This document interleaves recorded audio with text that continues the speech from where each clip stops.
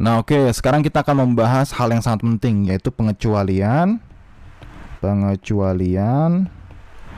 dalam mamnu' minas shorof atau isim ghair munsharif. Ya, kita akan membicara tentang pengecualian dalam isim ghair munsharif. Ya, ini penting banget nih. Ya, kita tahu nih, isim ghair munsharif itu adalah isim yang nggak boleh dikasih tanwin, ya, atau sebutannya mamnu' minas shorof, ya, dan nggak boleh berharokat kasroh, gitu ya. Tapi ternyata ada pengecualian, ya. Jadi dia ini boleh berharokat kasroh ketika majrur, ya. Ada pengecualiannya. Kapan dia boleh berharokat kasroh? Nomor 1, ketika dia dilekatkan dengan alif lam, ya. Ketika dia dilekatkan dengan alif lam, ya, alif dan lam, ya. Ketika dia dilekatkan dengan alif lam, maka dia ketika majrur boleh kasroh, ya. Maka majrur dengan kasroh, gitu deh, ya. Contoh misalnya isim, contohnya ambil satu contoh dari jenis isim ghair munsharif atau mamnu' minas shorof. Misalnya adalah ketika sigoh muntahal jumu, ya. Ketika kata yang mengikuti sigoh muntahal jumu, maka dia mamnu' minas shorof. Contohnya misalnya masajid, gitu ya. Masajid, coba lihat di sini. Masajid, ya, masjid itu adalah mamnu' minas shorof. Kita tahu itu, ya. Artinya nggak boleh kasih tanwin dan nggak boleh dikasih kasroh harokatnya. Tapi ketika dilekatkan dengan alif lam, ya, misalnya al masajid, gitu, maka dia boleh berharokat kasroh saat majrur.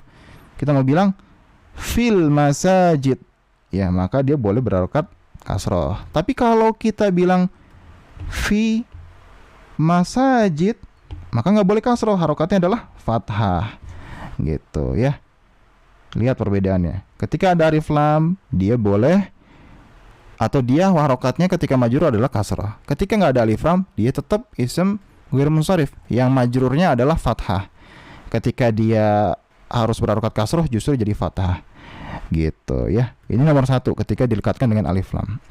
Kemudian kaidah nomor 2, ya, ketika dia menjadi mudhof, ya, ketika dia menjadi mudhof, ketika isim ghair munsharif ini atau mamnu' minas shorof ini menjadi mudhof, ya, ketika dia menjadi mudhof, ya, bukan mudhof ilaih, ya.